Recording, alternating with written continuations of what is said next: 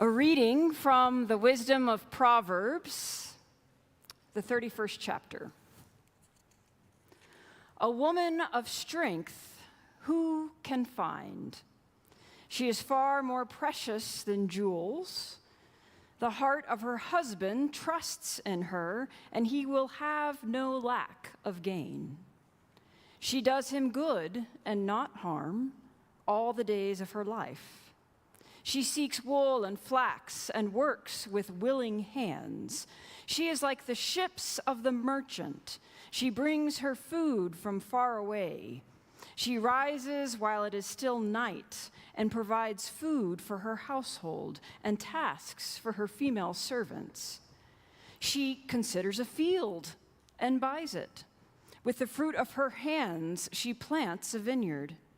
She girds herself with strength and makes her arms strong. She perceives that her merchandise is profitable. Her lamp does not go out at night. She puts her hands to the distaff, and her hands hold the spindle. She opens her hand to the poor and reaches out her hands to the needy. She is not afraid for her household when it snows, for all her household are clothed in crimson. She makes herself coverings. Her clothing is fine linen and purple. Her husband is known in the city gates, taking his seat among the elders of the land. She makes linen garments and sells them. She supplies the merchant with sashes. Strength and dignity are her clothing, and she laughs at the time to come. She opens her mouth with wisdom, and the teaching of kindness is on her tongue. She looks well to the ways of her household and does not eat the bread of idleness. Her children rise up and call her happy, her husband too, and he praises her. Many women have done excellently, but you surpass them all. Charm is deceitful and beauty is vain, but a woman who fears the Lord is to be praised. Give her a share in the fruit of her hands, and let her works praise her in the city gates.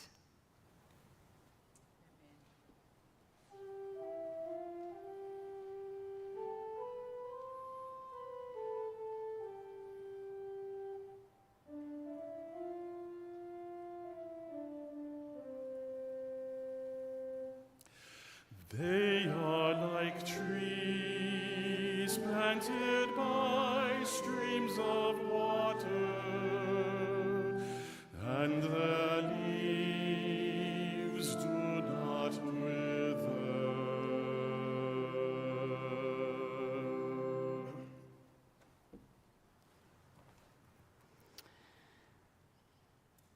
No, it is not Mother's Day. And no, you are not at a funeral.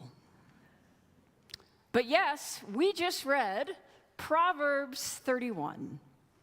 If you're wondering, it is the assigned Old Testament text for today from the Revised Common Lectionary, which means I did not pick it, it picked me, but I am so glad the Spirit led us together.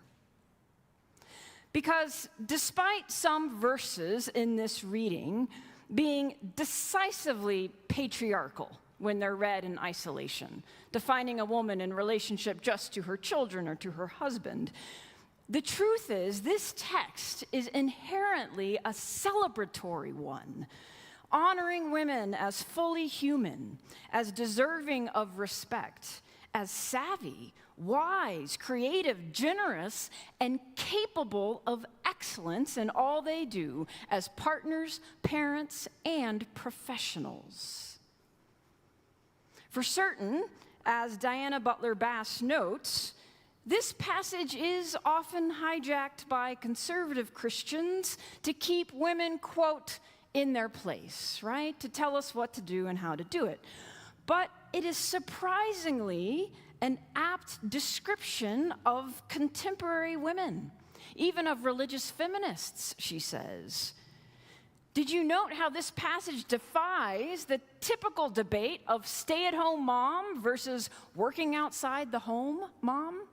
And says, no, instead, a woman can be a hardworking, creative, business-savvy entrepreneur and do all the home-ecky things of making clothes and cooking meals and doing the chores, and she can find meaning outside of her home by volunteering and helping those in need, and she can do all of that with a contagious smile on her face, positivity and laughter and kindness, and she does not have to have her beauty or body objectified or complimented or commented upon, but rather her faith be the thing that's praised. Well, thanks be to God. But if that list makes you tired, makes you think, what woman can do all of these things, let alone what person can do all these things, you can breathe a sigh of relief. Because Proverbs 31 is not about a singular woman. It is not a divinely appointed job description for any of us. There is actually no such thing as a Proverbs 31 superhero, right? So we need not try to live up to this unattainable perfection or impose that on anybody else.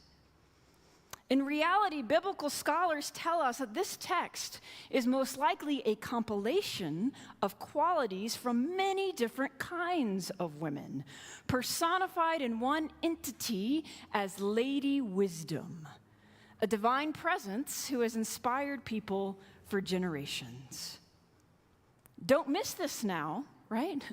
The divine is personified as wisdom, and this wisdom is a woman. Or better said, it's the collective wisdom of many women. This collective embodiment of wisdom can be defined as a life well lived in a lot of different ways. That is to say, the wisdom that we see in Proverbs 31 is a wisdom that's not about book knowledge or learning or enlightenment. This is a wisdom that is not acquired through privilege or maintained through school or credentialing. In Scripture, not just in Proverbs, but even beyond, in Scripture, wisdom is a way of life that we learn through lived experience in relationships. Just as the Apostle Paul reflects on how Timothy's grandmother and mother took part in his own spiritual formation, Proverbs invites us to reflect on the purposes of life and those who have affected our own spiritual journeys, how their lives have impacted ours. Now, there is no doubt that reading Proverbs 31, it sounds like a song of praise to one person. That is why it's often read at memorial services for those, beloveds who actually did ace home ec and had their own business and raised kids and were a great partner. I mean, there are women out here who do this and serve the church and all of that. And that is true. But when we read this passage for all of our lives, and not just someone we're remembering, when we read it in the context of when it's written, we learn that this text is about relationships. How wisdom is not something we learn in books, but something we experience in our connections with others. Be it our business connections, our partner connections, our parental or familial connections, our community or church connections. You see, the verses that we read today, they actually conclude the 31 chapters of the book of Proverbs.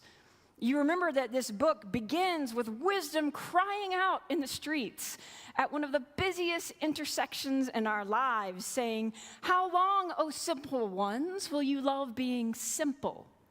That's the nicer translation. Another one says, "How long, fools, will you remain being foolish?"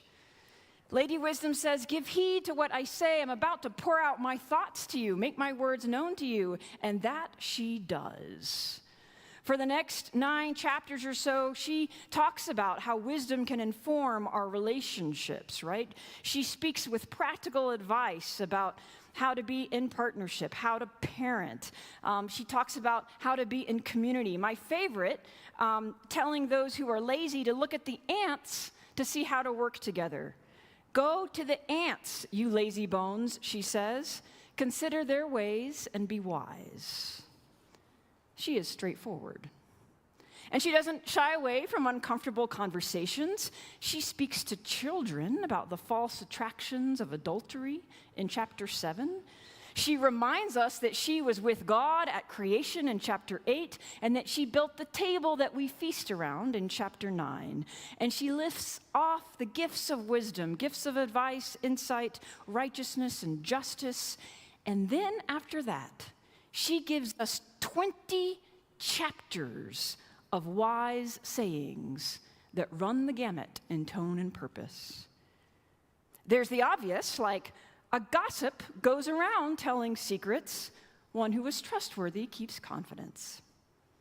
The therapeutic, anxiety weighs down the human heart. A good word cheers it up. The prophetic, the field of the poor may yield much food, but it is swept away through injustice. The suggestive, a soft answer turns away wrath. A harsh word stirs up anger. The spiritual, the human mind plans the way, but the Lord directs the steps. The relational, a friend loves at all times. Kinfolk are born to share adversity, and better to live in the corner of a housetop than in a house shared with a contentious partner. The hopeful, wisdom is like honey to your soul. Find it, and you will find a future.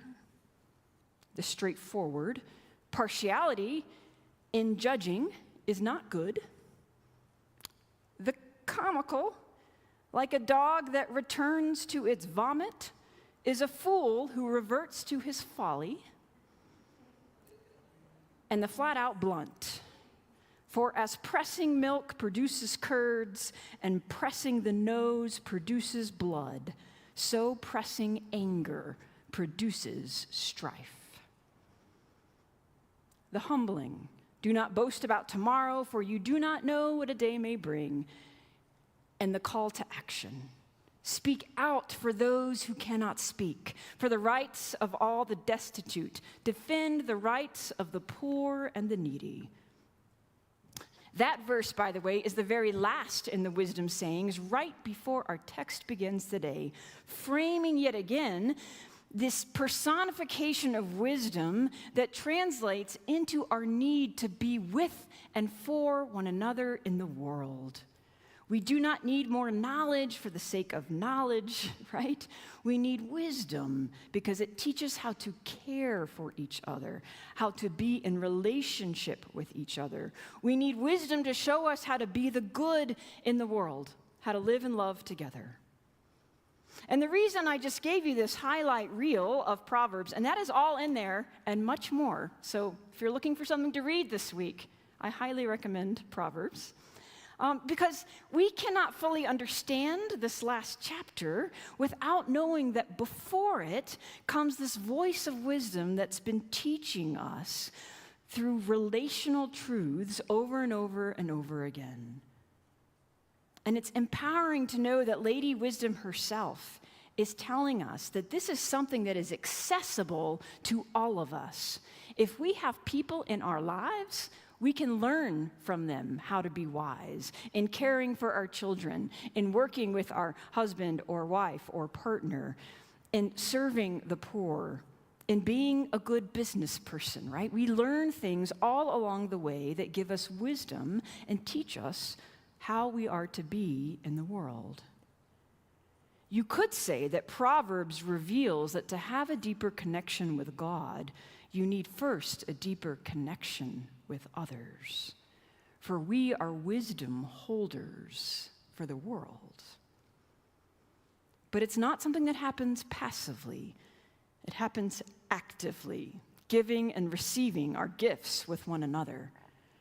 And lest we think that the woman of Proverbs 31 does this all for the sake of others, right? It's not true. When she's serving her household, she sees herself as part of the household. When she is helping the community, she is seeing herself as part of the community. She's not separate from them, she is with them. So rather than Proverbs 31 being a laundry list of achievements for one person, right? To be a wonderful parent, a supportive partner, an accomplished artisan, a skilled household manager, a successful business person, a tireless worker, a kind soul, a service-oriented person of faith, and a positive presence with a great sense of humor. Perhaps the point of this passage is to listen for all the ways that we as human beings can collectively come together to be this wisdom for one another. That we can work together and offer the one verse in here that we have, right, to the collective for the common good. This text calls us as communities to consider together how we cultivate the wisdom that will be passed on through the generations, how we will create more good in the world. It's not something we do on our own, because here's the truth, right? Nurturing families is stressful, lonely work. It is not the work for one person, it's something we need to do together. Envisioning the future is stressful, lonely work. It is not meant for one person, it is meant to be done together.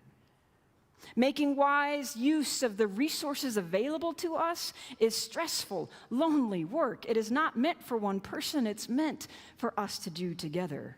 Caring for the hurting and broken of the world, that is stressful, lonely work. It's not meant for one person, it's meant for us to do together. Indeed, this is not about one individual. It is about our interdependence, how the contours of community make us wise. So, wisdom lives within each person, and we can look at somebody on the outside and we can think they have it all together, but we all know that we're part of systems of support, right? That help nurture us and raise us to who we are today. I started out by saying that it's not Mother's Day and you're not at a funeral, but do you know what today is? It's the autumnal equinox, right? So it's the first day of fall, and with fall comes the beauty of fall foliage. And in Colorado, it's the prime season for us to enjoy the aspen trees, isn't it? Their glorious yellow and orange leaves quaking in the wind. And as you look at these leaves, maybe take some drives in the mountains, or maybe just look at pictures of them or see them on TV, I want you to remember the connections that are happening underground that sustain these glorious trees. You know, perhaps, what makes the aspen tree unique from other trees, right, is that they have these long lateral root systems that connect each other. They're one living organism. Each tree, in fact, shares the same DNA. And this is so they can get nutrients to each other quickly. So when one is weak, it becomes strong where there's water in another place, right? Because these root systems reach on for miles. And sunshine is essential to their growth as well. This allows them to thrive in all kinds of environments and to resist destruction and disaster because they share their resources underground. Even after forest fires, it's been proven that they are the first trees to emerge back from that horror. And even more, unlike other deciduous trees that go dormant in the winter, aspens continue to grow. They have this nice sugary layer right underneath that pretty white bark that we see. And during hard winters, when animals can't find food, that sugary layer provides nutrients for deer and elk, moose, black bear, beaver, porcupine, grouse, and rodents. In other words, aspens not only feed one another through their extensive lateral root system, they also share their nutrients with the critters of the forest, their surrounding community, if you will. My husband Damon and I were married almost 10 years ago. October 2nd is our anniversary. And at our wedding ceremony, we had an aspen tree ritual that we did. And we did so to sort of symbolize all the things I just said, that, together we're stronger, that our two root systems grow together so that we can be strong trees and serve the community around us. And of course, that was not enough meaning for us, or for me, I should say, right? So we added another layer to this ritual. We brought soils from all the different places that we had lived or where our families were from. Damon poured in soil from New Jersey, Australia, Washington, D.C., and Arizona. I poured in soil from Texas, Mississippi, Massachusetts, Colorado. The idea being that we did not arrive to this place on our own, but the communities that we had been a part of for decades allowed us to be the people we were, standing there that day, committing to one another, creating a new community. It was a beautiful ritual and very meaningful. And I think we all know that the impact of community and naming connections is important. But knowing that we're connected to each other and actually staying connected in an intentional way, those are two different things. I think that we all would say, oh yeah, I have these lateral root systems that connect me to Calvary and my family and my sorority or whatever it is that you do in your life. But are we sharing nutrients with one another in a way that helps us thrive, right? Are we seeing each person within that collective as essential? And are we naming what they're doing, their accomplishments, as things that are worthy of praise? Are we noticing the communities around us? To go back to the aspen tree analogy, we all need some sunshine to survive, don't we? So if you think of the good deeds that you do for one another as that lateral root system underground, then I want you to think of the good words that you shower on others as the sunshine that we all need to grow and thrive. Our need for these good words of praise, of positivity, is essential for our thriving. That's why I titled this sermon, A Living Eulogy. Eulogy simply means a speech of praise, okay? It's just that we only seem to give eulogies at funerals, so they've become synonymous with death. But guess what? You don't have to wait until someone dies to tell them what they mean to you. Imagine that. One of my favorite things about Proverbs 31 is the specificity of it, how it is so detailed in praise of whether you see it as one woman or many women, right? I want you to think this week of 3 people or organizations or entities that are still living, by the way, without which you would not be where you are today. What wisdom, life experience, knowledge, gifts, encouragement did you gain from them? And have you told them recently and specifically what they mean to you? I know this kind of connection can feel vulnerable, but you know what? Let people think you're a bit odd for writing them a long letter of praise. The alternative is perhaps being at their funeral and wishing you had said to them what people are saying to them after they've died. Because here's the thing, this thriving in goodness theme, it's really about boiling everything down to the simple and the attainable. There are spiritual practices in our lives. There are real things we can do to bring about good in the world, right? And to remind each other there's good inside of us, and how we speak to one another, and how we see each other, and how we say, wow, I see what you did there, and it impacted my life. Thank you. That stuff matters, right? The more we praise others and call out the good in the world, the more we create good in the world. It is a ripple effect, a domino effect. How we talk impacts our thriving. And we all are saying, right, that we need an overhaul in our public discourse, certainly in our political discourse. But it starts with each and every one of us. Lady Wisdom invites us to call out the good that we see, to give living eulogies to those in our life who have made a difference. And if you're looking for a place to start, just use a prompt like, when you did this, it taught me that. When you said that, I really needed to hear it that day because this, right? Or the way that you do A, B, and C, that reflects your values of 1, 2, and 3, right? These are very simple things, but it's the attention to detail that matters. And I'll share with you my example, Calvary, as we close today. I chose to just use Proverbs 31 as a template and to use a community, you all, as the one to which I wanted to write a living eulogy. I followed the model so closely you can probably track it verse by verse, but here we go. A Calvaryite of faith and love, who can find? They are way cooler than Taylor Swift or Beyonce, and exponentially of more value than the stock of Amazon or TikTok. The hearts of small group members trust in one another, and they gain support from each other as they share.